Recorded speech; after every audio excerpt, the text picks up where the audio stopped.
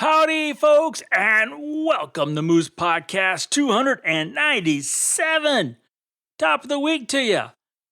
Thanks so much for taking a little bit of time out of your day to drop on by, give the old Moose Podcast a listen. I'm grateful. Want to thank you all for your continuing support, being there, and all you do to spread the word about the Moose Podcast.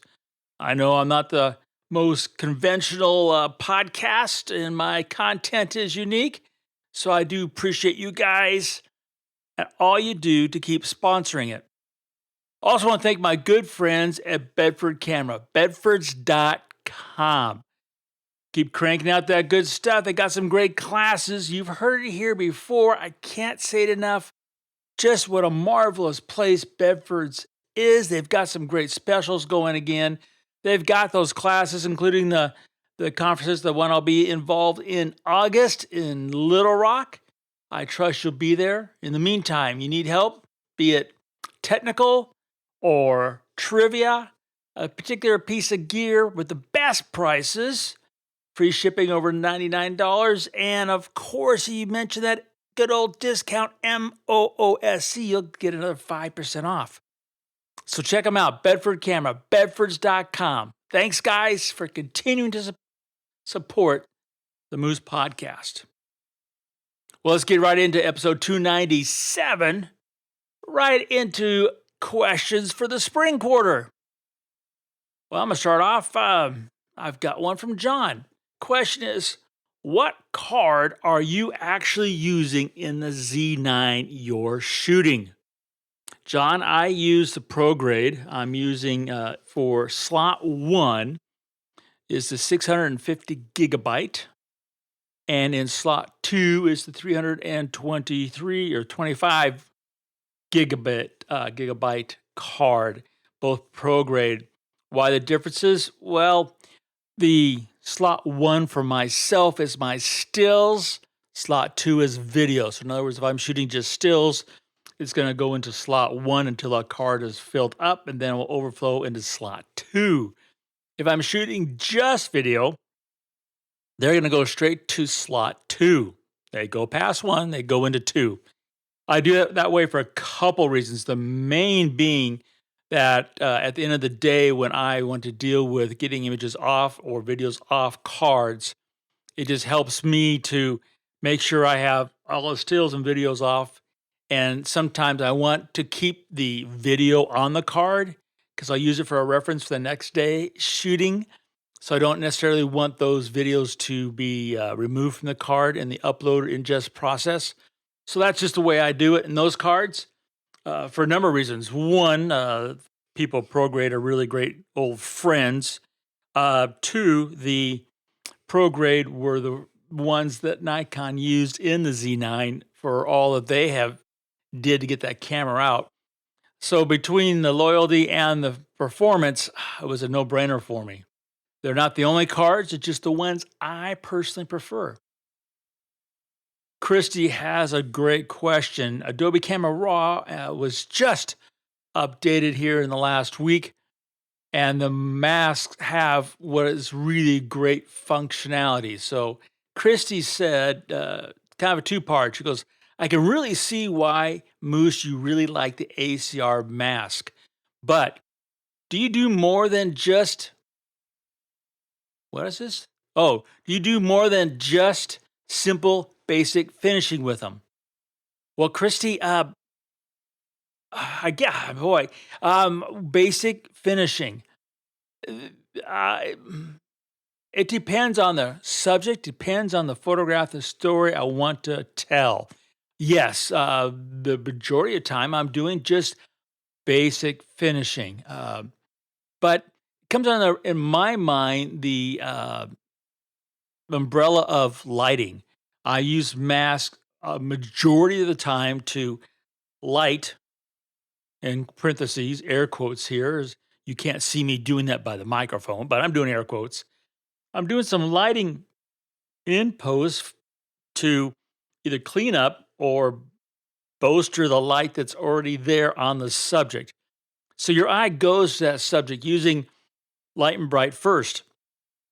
There are certain aspects of masking that you can use much quicker than you can do it in Adobe or in Photoshop. But in Adobe Camera Raw, you're working with the raw file. You have the greatest amount of information, which makes the biggest and cleanest file. Um, Now, the mask itself, the HDR masking, it is just improving leaps and bounds continually. So, just working on another new class that'll hopefully be out this fall, and it will be all about ACR masking and using it to light in this in post. So, just basic. Yeah, Christy kind of got me with that word because no, I'm not doing just basic, but then I'm not really taking the masking to like the full intent that engineers put into it that you could really do some major um, enhancing slash altering of the scene. So it's a great tool. I'm glad you're using it. Just keep an open mind that you can go beyond normal barriers when you use it for some really gorgeous results. I got another Photoshop or finishing question from Joe.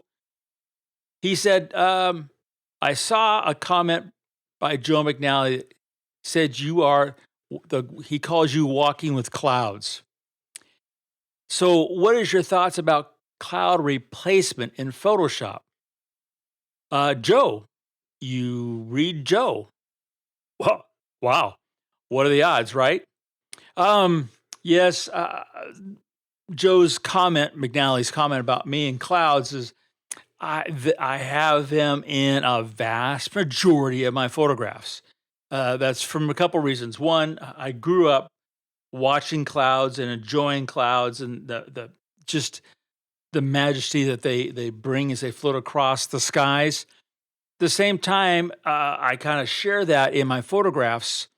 So I'm always looking for those clouds in my photographs. So that's kind of the underlining there, Joe, for me personally, and this is just my own personal thing.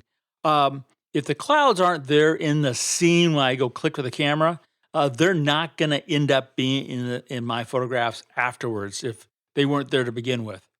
Now, as far as the AI technology, the cloud replacement in Photoshop, it's gotten a lot of people all stirred up. People kind of the yin and the yang, the pros, the cons. I understand both sides of the coins, and there's some folks who are using Photoshop not for your traditional. I got a landscape shot with a bald sky. I'm going to stick clouds in it to make it better. They're doing it from using Photoshop more of a graphic design slant. They're coming into it and creating what they need for their clients. And so they're not the actual, you could say, original creator of the photograph in which they're working with. It's not, they didn't get up early and do all that we do for our landscape or anything else. They are creating content based on the client's needs. And to me, the cloud replacement, especially for those folks and what they're doing, is brilliant, brilliant. If you are a basic photographer and you're relying on cloud replacement or anything else really in Photoshop, as I've mentioned before, I feel that as being a crutch. And when anybody starts using something as a crutch, I know for myself personally, it's just hell to get away from that crutch. So, yeah, the photographers that I go out shooting with and who I help behind the camera and the computer, we have never had to even have a discussion about using cloud replacement. They have learned to work with what they've been provided at a time with a camera, and that works just fine. But one point I want to bring out, Joe, that I think is really important: this whole cloud replacement thing. Most people don't realize because we just looking at history and learning from it is just not what we do very well as humans. But in the 1800s, all those guys that went out shooting with glass plates, a lot of them had a glass plate that had clouds on it. And they would take their glass plate cloud and they would sandwich it with a clean glass plate. They would take a picture, and all of a sudden they would instantly have clouds in their photograph where they weren't there before. So Adobe was not the originator or inventor of cloud replacement. It's just that they do it with a computer, and back in the days, they did it with a piece of glass. Larry, simple question. I can answer this one easy.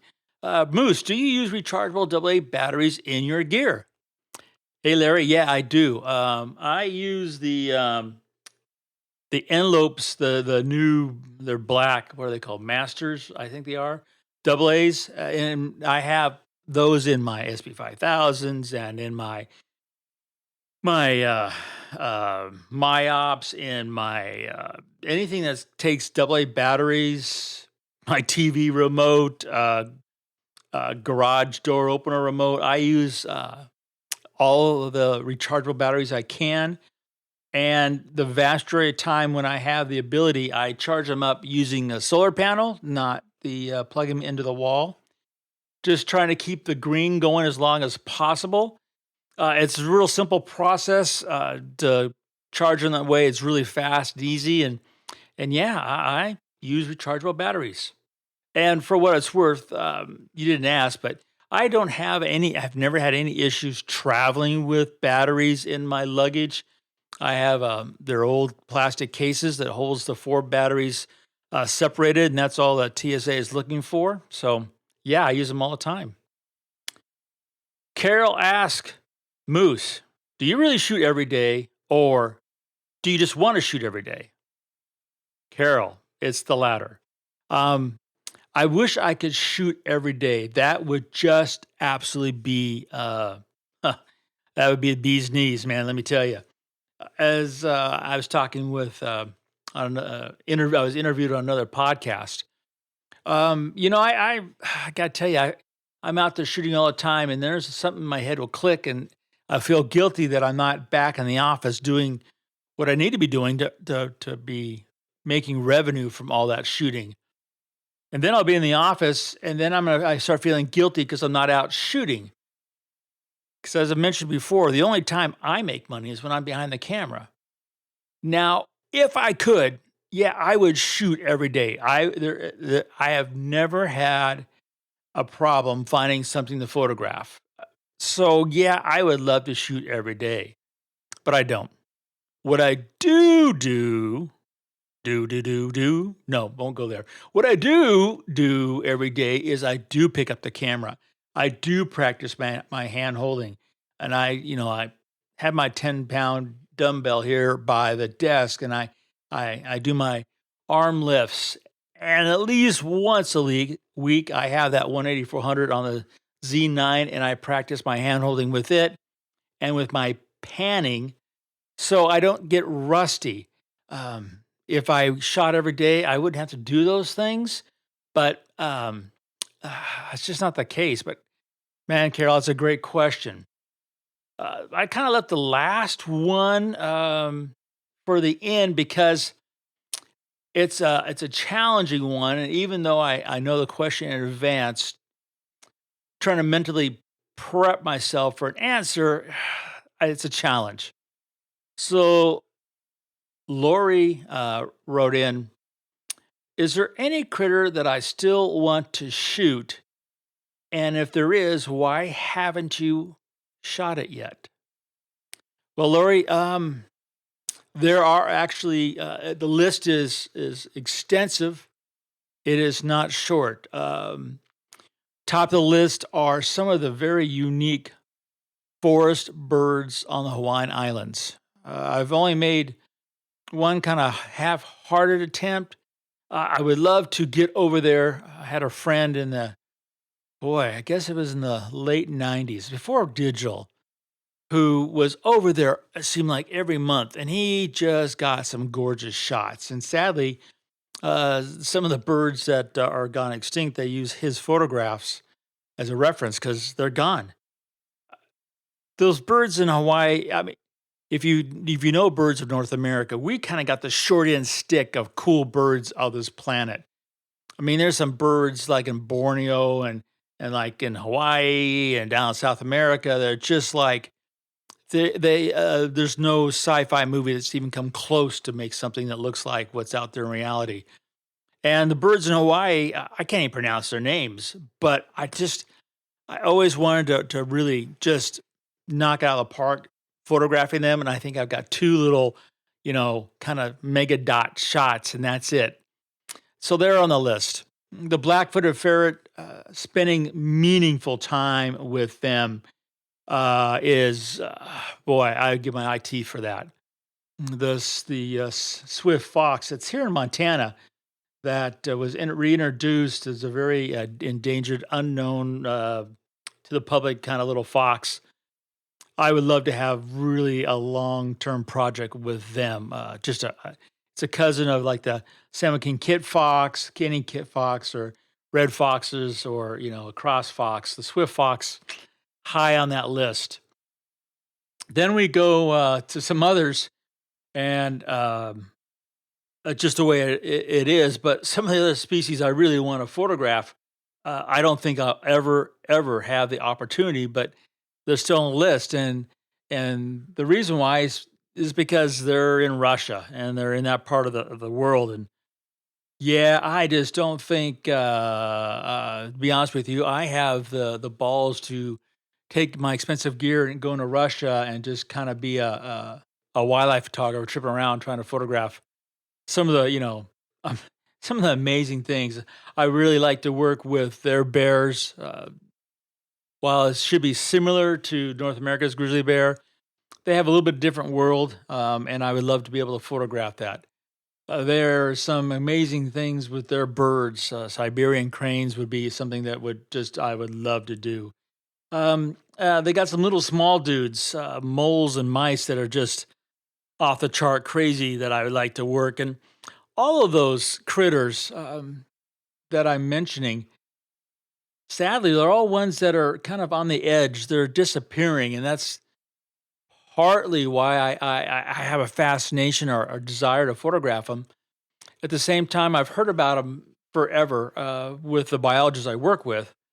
So yeah, that's those are the top ones on my list. The last thing that is probably on the radar and is possible is blue grouse, which um, I'm sorry, black grouse, not blue, black grouse, which is over in Europe, which is just this crazy looking grouse. I love grouse and chickens, and they have this really wild courtship, and they're just a striking looking bird. So they're on my very much near short list.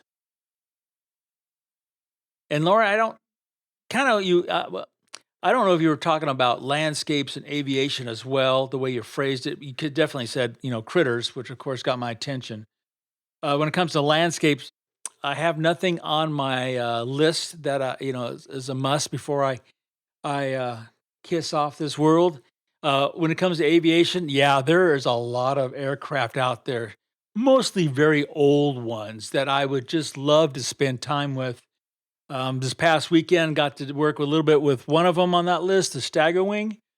So it's kind of what pushes me in my photography, especially pushes my imagination to think of the photograph and then technically figure out how I need to go about it, and then put all that in motion to see if I can actually make it happen. And then lastly, come up with a story that one, I want to share, then two, in the perfect world, actually makes more money for the business. So those all those factors kind of go into what it is that is on that list. But you guys, you had some great questions. I appreciate you sending them in. Got a little catch up there. I have some more that I'm past due on, but I'll keep working on it. In the meantime, you guys take care. We've got summer solstice coming up here in a couple days, and with that, daylight hours will start getting short again as we head towards the winter. It's just years flying by. Well, get out there and shoot, and remember to make every click your story.